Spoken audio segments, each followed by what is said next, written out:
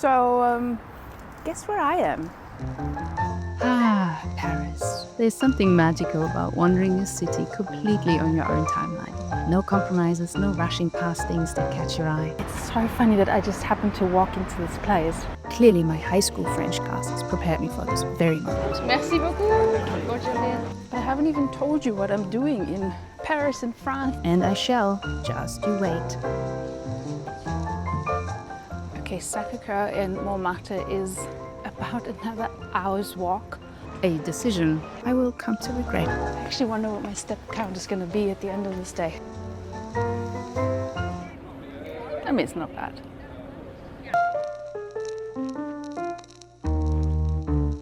Good morning, it is 6 a.m. I'm in Paris and I'm putting my jet lag to good use this morning. I'm on my way to the Eiffel Tower, hoping to avoid the crowds a little bit. But you know, I've been thinking now, I've always liked the secret world that exists. So we think we only live in one world, but we actually live in different worlds depending on, for example, the time of day. Last night Paris was so busy and loud, and today, early in the morning, it's just so magical, and you'd be surprised how busy it is, but it's so different and it feels like a secret. And I'm just excited to be experiencing that.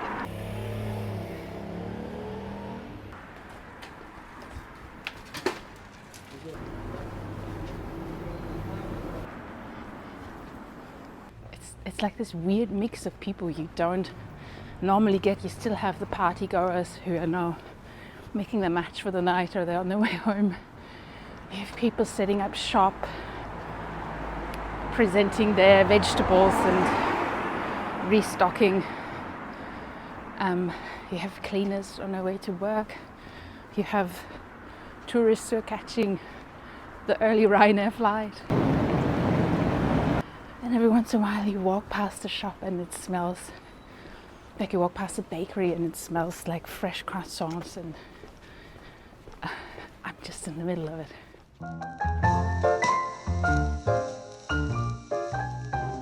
I arrived in Paris on a Saturday morning, too early to check into my hotel, so I went on a stroll around the neighborhood, the Quartier Latin and the Jardin de Luxembourg. It was a ridiculously sunny day, and I could hardly believe my luck. I feel like someone needs to pinch me. We've just gotten off the plane from 17 hours, halfway around the world, and now I'm in Paris, and it's beautiful. This is literally like a parallel universe right now. There's nothing like that first walk in a strange city when you're traveling solo. I have this overwhelming urge to document absolutely everything because I've kind of missed this. Not Germany specifically, which is where I was born, not any particular place, but this feeling. This very European feeling of cobblestone under your feet, the way cafe chairs spill onto sidewalks like they own the street. As an author living in Australia now, I sometimes ache for this. Pretty sure they filmed Emily in Paris here, by the way. Rouge, piéton, rue des Fossés, Saint-Jacques. I'm staying in this little hotel in the Quartier Latin, literally next door to the Pantheon, which is a blessing because it's impossible to get lost, even for someone like me who has a talent for wandering off in the wrong direction. You know what's funny about solo travel? I'm completely alone right now, but I don't feel lonely at all. Being anonymous in a place like this is almost liberating.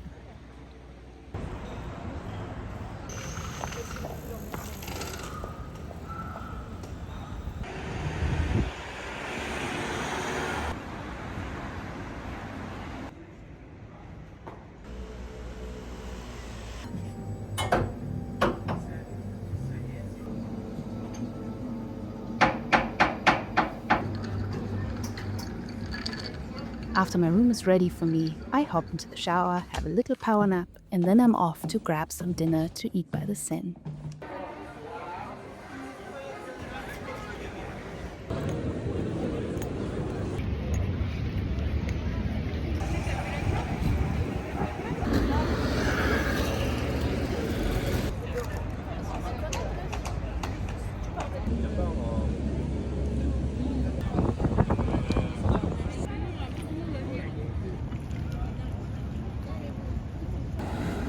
So many people on that boat.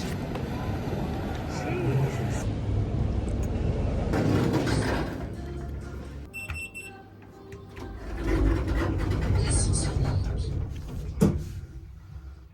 And good night. Oh my god, I absolutely love this. I'm just walking here on my way to the Eiffel Tower. I'm still far away from it. And I come across this cafe and it's called Les Deux Magots. And I know it from a fiction podcast I've been listening to. Have a look. The fiction podcast is called The Emilia Project, and they have this really funny guy who always talks about having hot cocoa from Les Deux Magots in Paris. Huge recommendation, by the way, but it's so funny that I just happened to walk into this place. I absolutely love coincidences like this. I literally just listened to that podcast on the plane over here, and I was gonna look it up. I completely forgot about it, so now I know where it is. I think I gotta go back when they're open.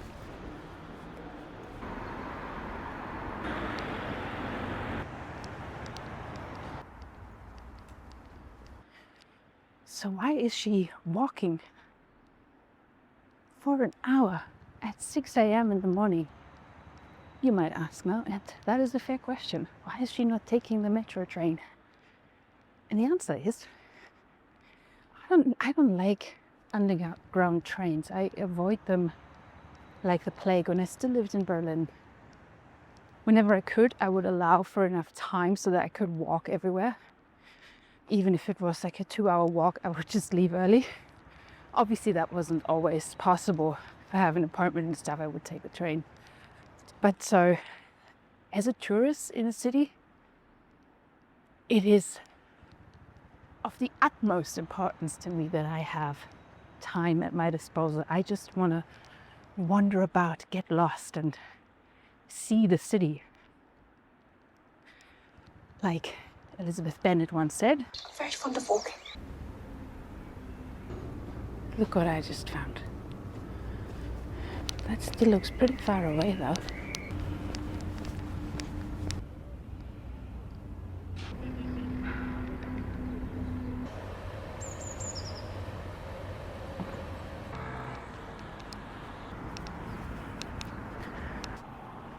Hang on, now it's behind her. How did she do that?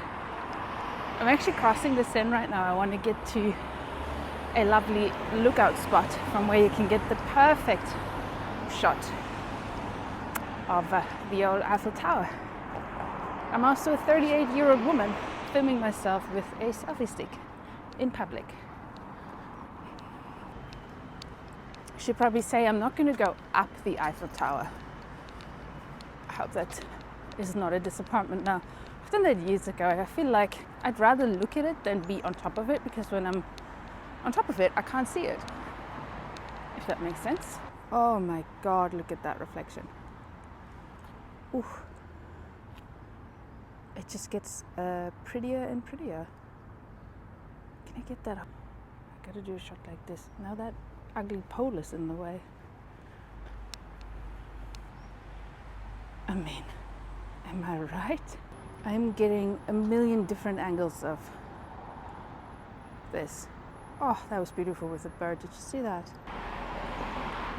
I'm actually loving this angle so much already. I don't know if it's going to get any better. Oh well, when in Rome, do as the Romans do. Why do they say that actually?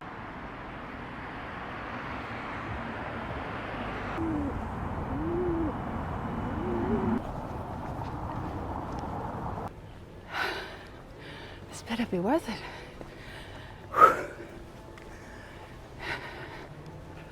Having that coffee or breakfast.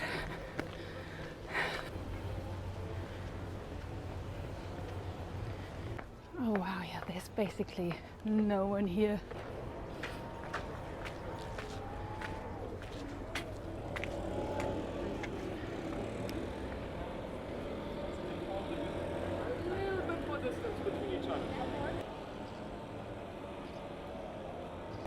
Well, you can just imagine how busy this gets later throughout the day.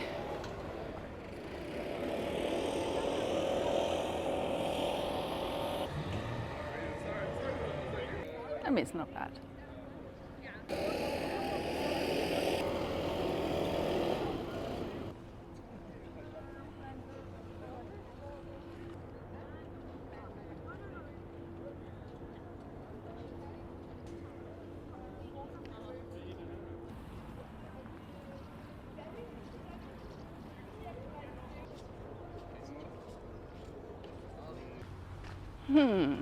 So it was as I expected. I actually had a better time there on the Seine all by myself.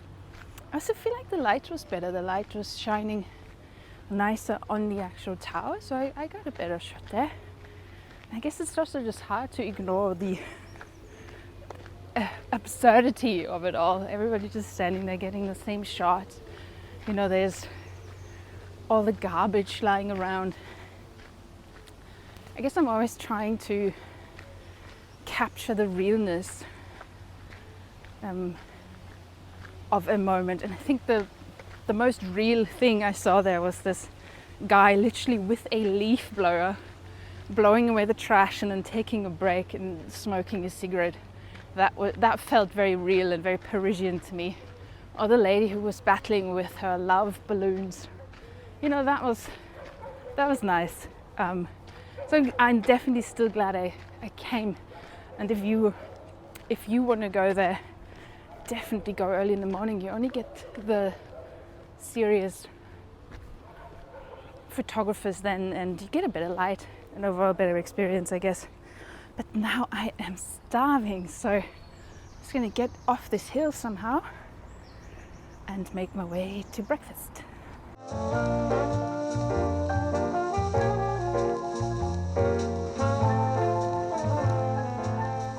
So now I'm walking along the Seine. It's actually another 45-minute walk to breakfast. But I came up with a plan. I'm going to the Louvre now. Again, I'm not going to go in. I've been years ago and I kind of want to avoid the tourist crowds, but there is a very famous Paris cafe called Café Angélina, and you always have to queue for an hour, and it's now only 7:30. The place opens at 8 o'clock, and I want to see if I can get some breakfast there. You know, I don't normally lean into the tourist cliches, but sometimes cliches exist for a reason. I actually wrote that in one of my books, The Anywhere Hotel, which also is set in Paris. A chapter is set in Paris. So anyway, I think sometimes there's a reason why things are popular. Like obviously the old Eiffel Tower is just great, you know. And maybe so is Café Angélina. I would like to give it a go. So fingers crossed that I don't have to wait too long, and that they have a table for a single lonesome traveler.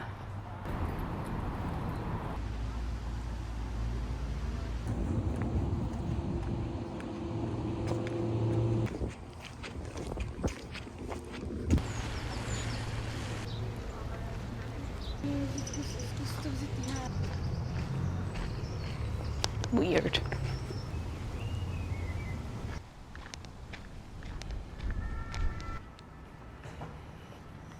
Okay, I'm here, and there's only 2 people queuing so far, so I guess I'm gonna give it a go.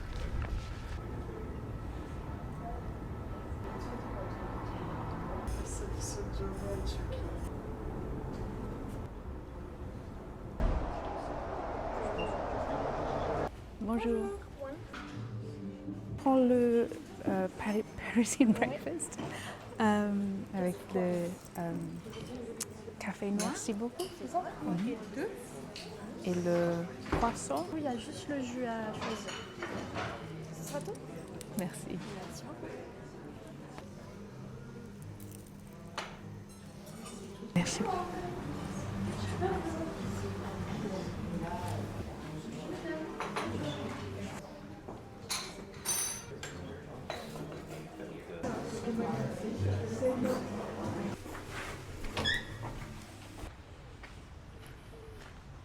thought that was rather lovely. And look, I mean, it didn't come cheap. It was 25 euros for a small breakfast, but it is Paris. And you know, it's also, I'm traveling alone, and there's certain expenses I just don't have because I am traveling alone. For example, dinner is not that big of a deal for me because I could go to restaurants and stuff, but I just usually just grab takeaway in the evenings like I did last night. So now it's only 9 a.m. in the morning. My legs are pretty tired, but I am going to walk past the Louvre now and potentially make my way to Montmartre after.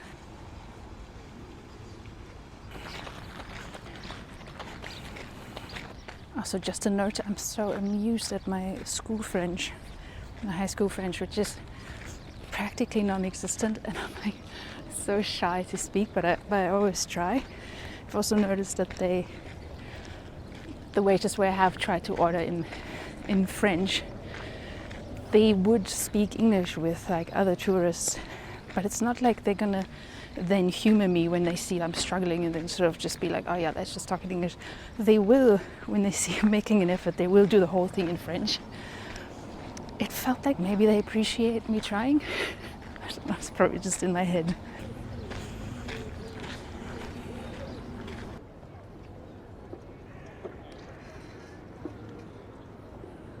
Okay, Sacré-Cœur in Montmartre is about another hour's walk from here.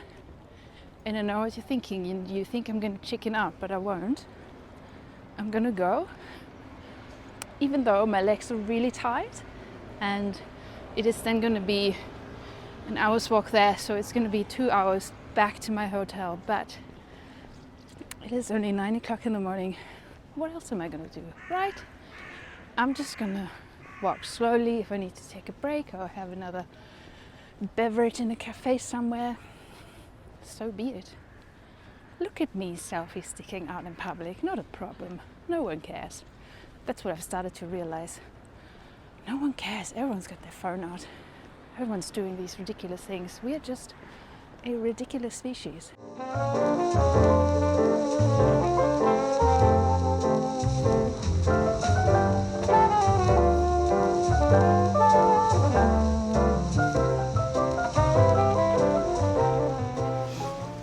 So I'm climbing up to Sacré-Cœur now, if you can probably tell by my huffing and puffing going up the hill. But again, hey, it's pretty empty, and yeah, just so glad I got up early.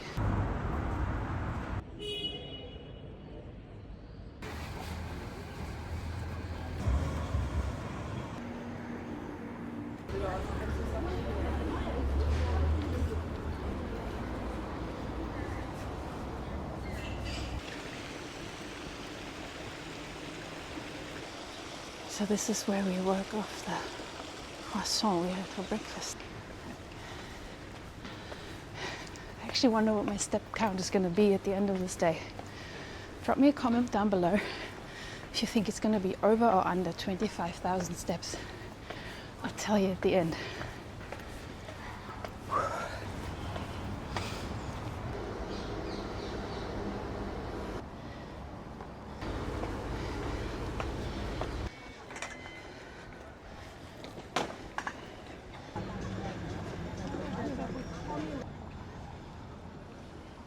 Day for it though. I'm really starting to internalize that the path is the goal. How does that say? The path is the destination. The journey is the goal. Anyway, walking to all these spots is most of the fun. When you're actually here, it's kind of like, meh. But I haven't even told you what I'm doing in Paris, in France, in Europe.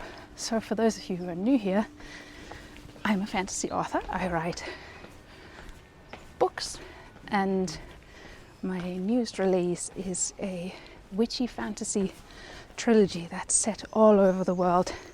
It's about two fiercely different sisters, witch sisters, who must bring down an ancient oligarchy to preserve Mother Nature and the roots of witchcraft.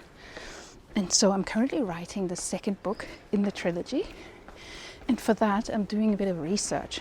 Not in Paris, but in the south of France. So that's where I'm going next. And I also have one other destination in Europe. I'm not going to tell you about that just yet. So this is a research trip, but obviously I'm also here to see my family who are from Germany, and they're actually going to the south of France with me. So that's why I'm here, and I'm going to tell you more about the book and what exactly it is that I'm researching over the coming days, over the coming videos.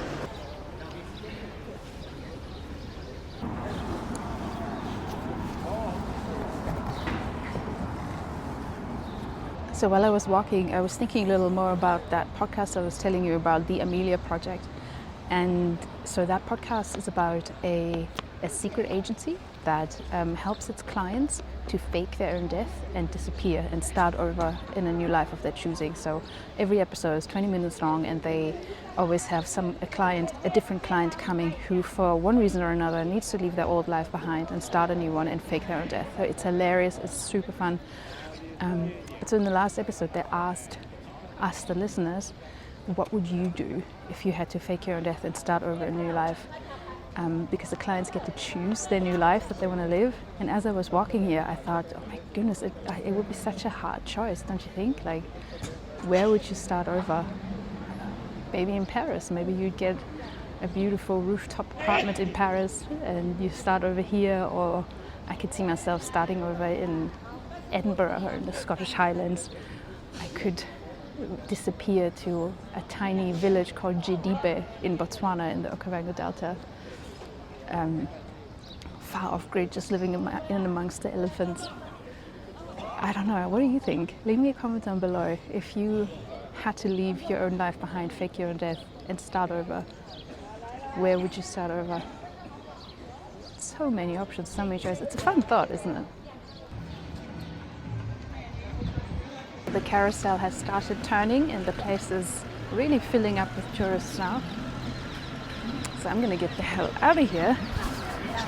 I thought about stopping at Les Deux Margots on the way back and the whole point would be to get a cocoa, a hot chocolate, like they do in the podcast.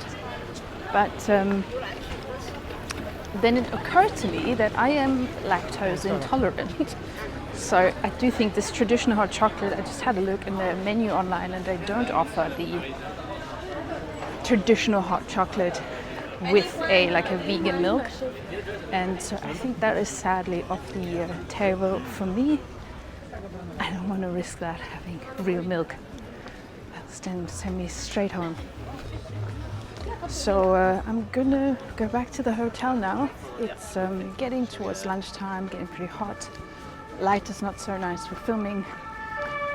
So yeah, for now I'm just gonna head back home and then go again in the afternoon.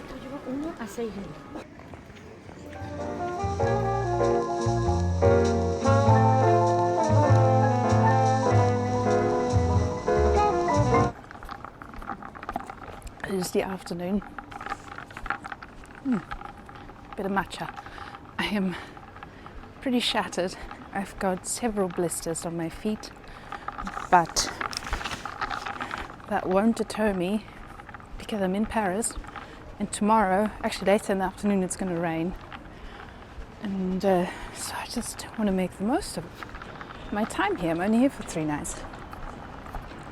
Right now I'm on my way to Le Marais, a wonderful, beautiful neighborhood, and the mission there is Falafel. I hear music and I like it.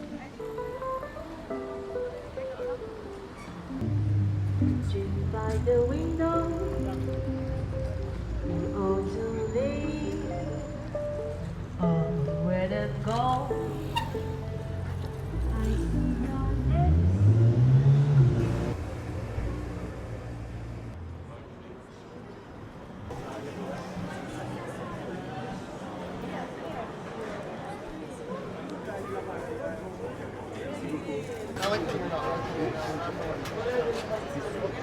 Merci beaucoup. Bonne journée.